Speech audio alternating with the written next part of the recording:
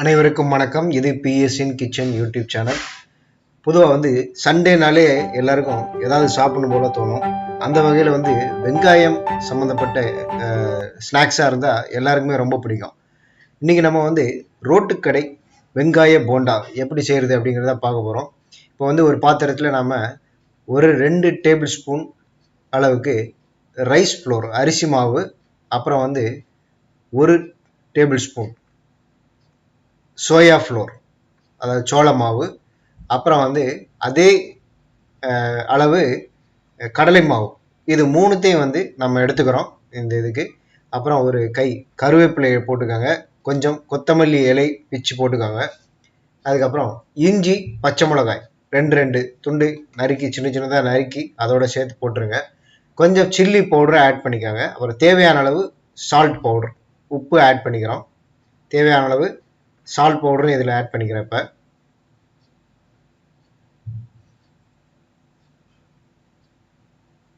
அதுக்கப்புறம் நம்ம ஒரு 4 வெங்காயம், பெரிய வெங்காயம் தோல் நீக்கிட்டு நீட்டாக இது மாதிரி கீத்து போட்டு அதை ஸ்மாஷ் பண்ணிக்கணும். அதை தனித்தனியாக பிச்சு எடுத்துக்காங்க.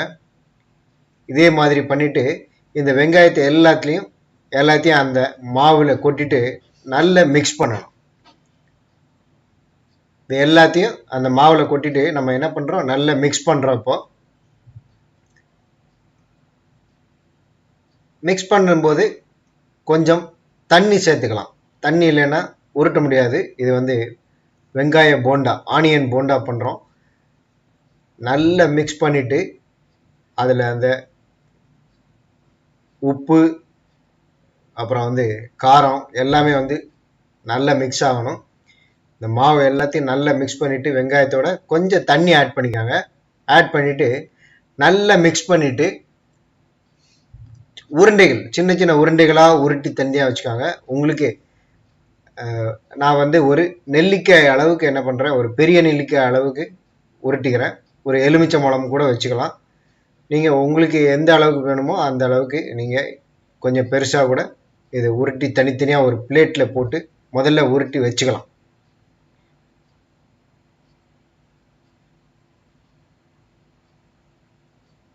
இந்த அளவுக்கு தனித்தனியாக உருட்டி வச்சுக்கோங்க.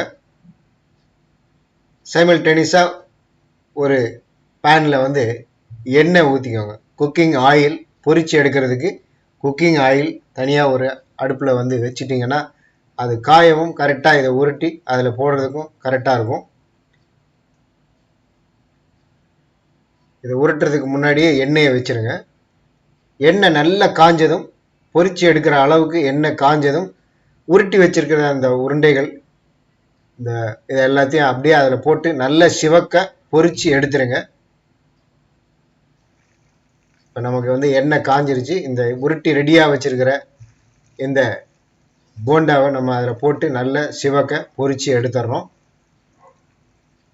உருட்டி வச்சிட்டோம் அப்படின்னா டைம் வேஸ்ட் ஆகாது. இல்லை அந்த நேரத்தில் நம்ம உருட்டி போடும்போது டைம் வேஸ்ட் ஆகும். இப்போ இது பார்த்தீங்கன்னா நல்ல சிவக்க மொறுன்னு வெங்காய போண்டா ரோட்டு கடையில் எப்படி செய்வாங்களோ அதே மாதிரி உப்பு காரத்தோட செம்ம டேஸ்ட்டாக இந்த வெங்காய போண்டா வந்திருக்கு. ஈவினிங் டயத்தில், அதுவும் பர்டிகுலராக சண்டே அப்படின்னா எல்லாருக்கும் இந்த மாதிரி ஏதாவது சாப்பிடணும் போல தோணும் காஃபியோட. இதே மாதிரி வெங்காய போண்டா நீங்களும் செய்து பாருங்கள். இது ரியலாகவே செம்ம டேஸ்ட்டாக இருக்கும். அப்படியே ரோட்டு கடையில் எப்படி செய்வாங்களோ, டீ கடையில் இதில் எப்படி செய்வாங்களோ அதே மாதிரி வந்திருக்கு. செம்ம டேஸ்ட்டாக இருக்குது. இதே மாதிரி நீங்களும் செய்து பார்த்துட்டு நம்ம வீடியோக்கு கீழே உங்களுடைய கமெண்ட்டுகளை தெரிவிங்க. வீடியோ பிடிச்சிருந்தா லைக் பண்ணுங்கள், எல்லாருக்கும் ஷேர் பண்ணுங்கள், மறக்காமல் நம்ம சேனலுக்கு சப்ஸ்கிரைப் பண்ணுங்கள். நன்றி.